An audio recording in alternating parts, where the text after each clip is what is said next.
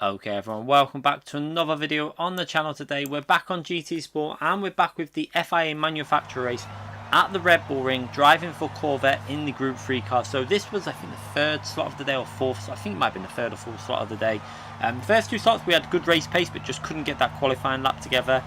In this race managed to do a good lap. A lot of people were looking for slipstream. We managed to get a solid lap with no slipstream with 1 minute 27.2, which was an okay lap. It's put us obviously in P2 ahead of FIA, and behind FIA we have Nico. So starting from P2 in quite a strong lobby. I think the points were about 367 or 370 for the win in this race. Obviously I think it was slot 3 or 4, like I say. So the big points had gone in early slots where our pace was, like I say, it was good, but we just couldn't get that qualifying lap in, and we finally got it in with this race. No slipstream, just got there, put it in P2. So starting in a good position. Let's see if we can get some luck in this race. Now obviously we all know about the current situation with the penalty system, so trying to avoid a penalty was obviously very important. Trying to make sure that you don't get involved in any instance. So we're going into turn 1, just giving them tyres a little bit of a warm-up. We're on the soft, so they don't need too much of a warm-up. Going into turn 1 though, and Matty goes really wide. He rejoins the track, obviously doesn't want to get a penalty, comes back over. There was hardly any contact there, and yeah, as we talk about not getting a penalty, Gran Turismo throws in that random penalty for basically doing nothing, because yeah, it's a broken system. Hopefully they're going to get it sorted, but I can't put much faith in that, if I'm honest.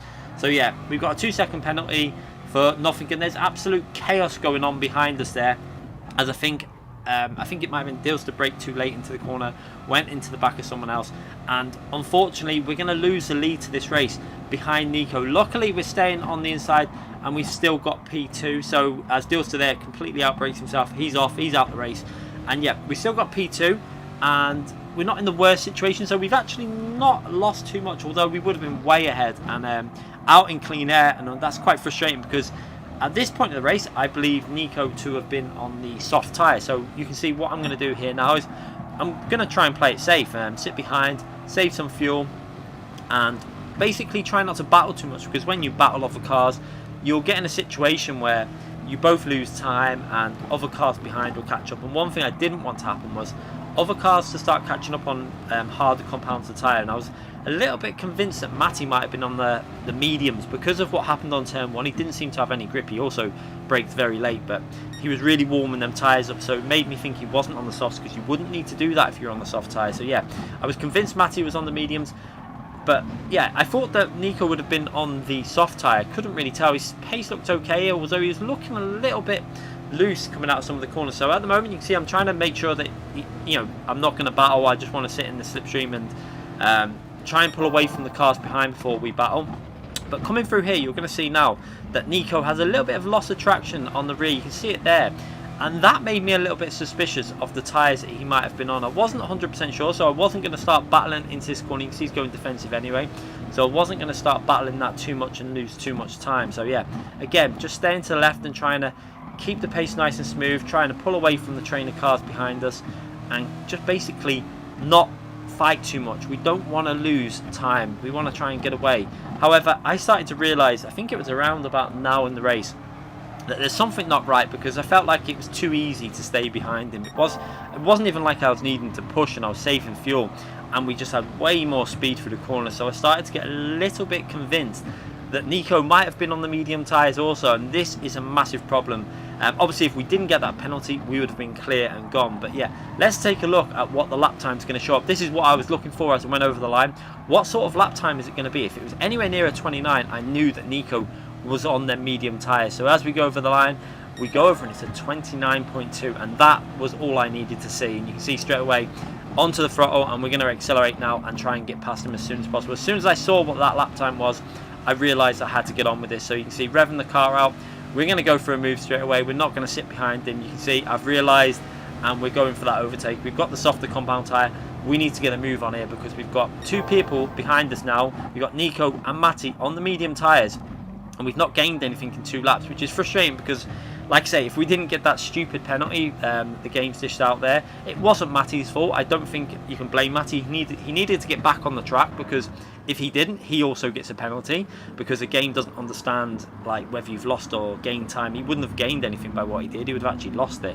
But yeah, unfortunately, I think we must have just brushed past each other. I didn't feel any real contact. It was a real strange one, but the game decided to give me a 2-second penalty, and that really has affected this race. Luckily, we're back in the lead. However, now we've got people in our slipstream on mediums. We would have been way clear and gone. I think we would have been about 2 seconds clear, maybe more.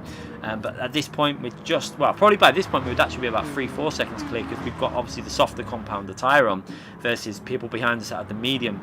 You can see that FIA in P4, after getting rammed into turn 3, I think it was, in the heavy braking zone, has managed to get himself back up there, and he's not too far behind Matty in that Vantage, who's on the mediums, and I think FIA was on the soft compound as well.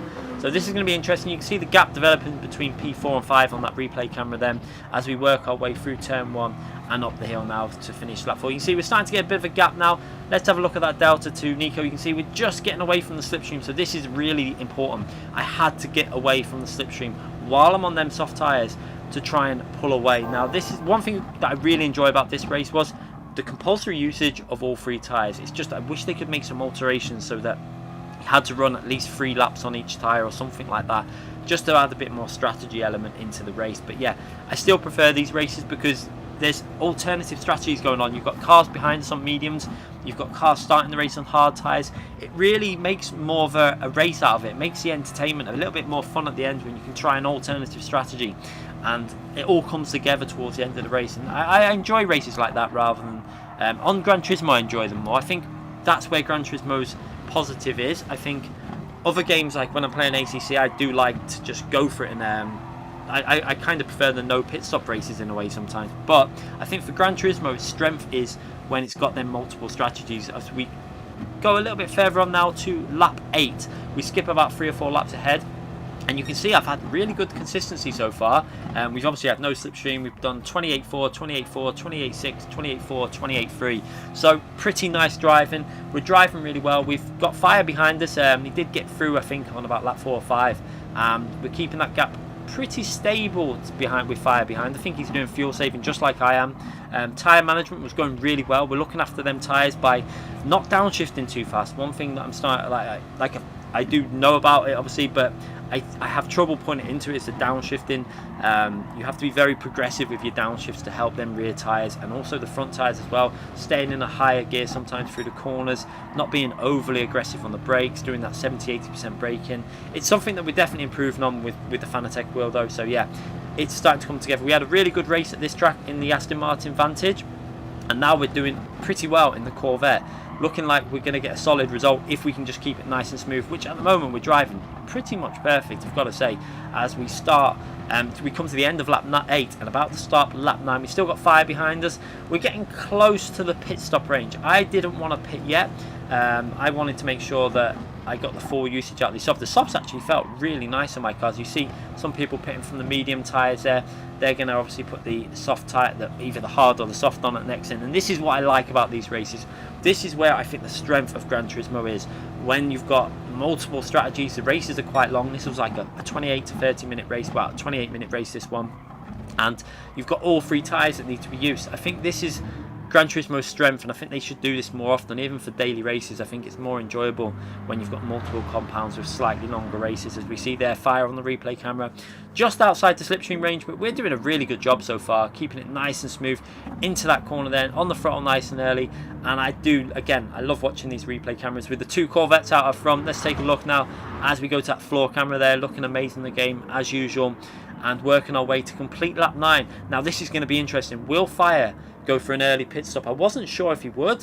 He does tend to do it quite often. He'll pit early and then try and get an undercut on the next side. However, the only disadvantage with the undercut here was that we're on the softs now, and you're going to be going on to medium tyres. Now, there wasn't a massive difference, even when the tyres were slightly worn like they are now. But let's have a little look. FIA dives off into the pits. He's going to go for that early stop on the mediums and see if he can jump us by doing maybe a lap extra or a lap before us, before we pit. But at the moment, I was pretty confident. I didn't get pushed into a pit stop. See, I mean, we couldn't obviously react to that, but I decided I wasn't going to pit yet because the car felt really good. So yeah, we're going to carry on with this strategy of staying on these soft tyres. although we have got wear, you can see it on that delta, it wasn't too bad. As we now skip ahead to lap 11, we decided to stay out for 2 extra laps. I didn't pit at the end of lap 10. I kept my course, stayed out and did 2 extra laps on the soft tyres, and they actually felt really good. So we diving off in the pits. We had only lost 2 or 3 temps at this stage as well, from Fire on fresh mediums and myself on worn softs. So at the moment it's all going well. We're going to put them fresh mediums on and see if we come out with Fire. It's going to be pretty close, I think, probably around, I was pretty confident that we should still come out ahead of him, because of we didn't really lose too much time when we were still on them soft tyres, because them soft tyres just felt like the grip was so high. As we go through and out the pits, and we can see in the mirror there, Fire is still behind us, around 1 second behind he's going to be by the time we get to the top straight. Now we will have to warm these medium tyres up, and Fire will have them tyres already in a good range. So what we've got to do now is basically just try and get our rhythm going on the medium tyres. Now obviously I tend to prefer driving the softer compound tyres on this game.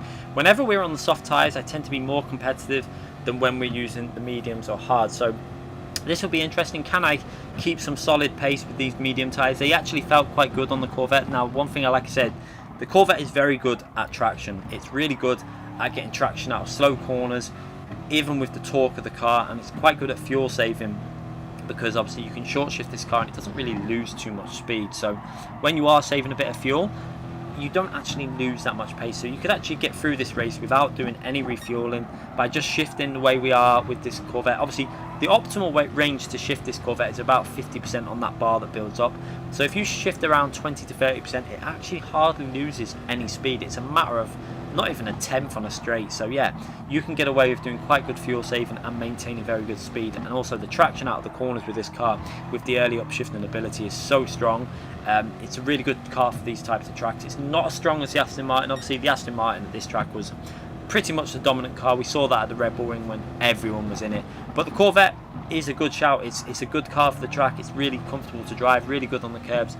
And at the moment we're just about staying ahead of Fire behind us. You can see I think he's actually in the slipstream now as we work our way to the top of the hill into the heavy braking zone. Braking just before that 100 board on the left hand side, down through the gears, down into first gear, then an early upshift into second gear. I like to do that through that corner. It really got good traction out there, and again we're picking up very nice grip from that corner every time. We were running the brake bias dead on the middle with this Corvette. I found for this race I think we were running 0, and it felt really stable and really well balanced. It seemed to give good rear traction. It might have wore the fronts out a little bit more, but I think the benefit was that you got really good traction on them rear tyres for quite a long time. I think that's what helped us with the lap times on lap, I think it was 10 and 11 when we were coming into the pits obviously. But now you can see Fire seems a little bit stronger than what we are on the medium tyres. He definitely seems to have a little bit of a pace advantage over me. I kind of expected that. The soft tyres, it wasn't such a big gap, but on the mediums I think he was definitely faster with the mediums, and obviously if it would have been hard tyres he would have been even faster. But we're trying to keep it smooth. We've got Nico approaching Fire as well. This is going to be quite interesting, because this is where the strategies are coming in, because Nico started obviously on their medium tyres, but now he's approaching on the soft tyres. However, he pitted earlier, so them soft tyres are starting to wear out as Fire there picks up a half a second penalty, and that is going to be quite worrying for me, because obviously I think I would have preferred Fire behind on the same tyre than Nico behind on a softer compound. But let's just see, can Fire manage to hold on to that P2 position with Nico following him right behind. Now obviously Nico is going to have slightly worn tyres. This is going to be interesting as we work our way into that braking zone. You can see there is a bit of a gap to Nico. He's only got a half second penalty. He's in our slipstream, so he's going to get a bit of a pull down this straight. He's going to take that penalty. Let's see, the car goes invisible and then it's back to full speed. Will Nico be able to go for a dive up the inside? Let's have a little look. We can see in the distance it doesn't look like Nico's close enough. He's gone to the inside, but yeah, Fire covers that off, and that is great news for myself, because also that puts me back into the range of not having Fire in my slipstream. So with the 2-lap fresher tyres, it just makes my job a little bit easier. Now Fire is very good on tyre wear in general, so it's not going to make much of a difference, but anything that helps maintain the lead in this race is going to be really good, because it's looking very good for a good result. Now one thing I was a little bit worried about was Matty. What had he gone on an alternative strategy, because he's down in P8. So my theory at this point was, when I noticed Matty in P8, was that he's probably gone on to mediums.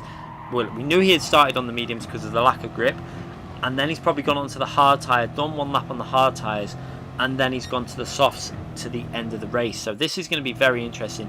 Will he be on the soft tyres? You know, where will he be when we come to the end? So we've skipped ahead to lap 18. You can see we've still got fire behind us, just about in the slipstream range through here, as we slightly miss the apex there, but we get away with that, running over the curve a bit on the left and getting on the throttle, and just about getting back outside that slipstream range as we work our way up this hill into the next braking zone. This lap is very important because we're obviously going to be pitting for that hard tyre on the final lap. We need to make sure we keep it nice and clean through here, no big mistakes. It's going to be very close between what's going to happen with Matty. If Matty's obviously on them soft tyres, it's going to be very interesting where everyone emerges at the end of this race. So we've got Fire behind us, needs to pit and put the hard tyres on.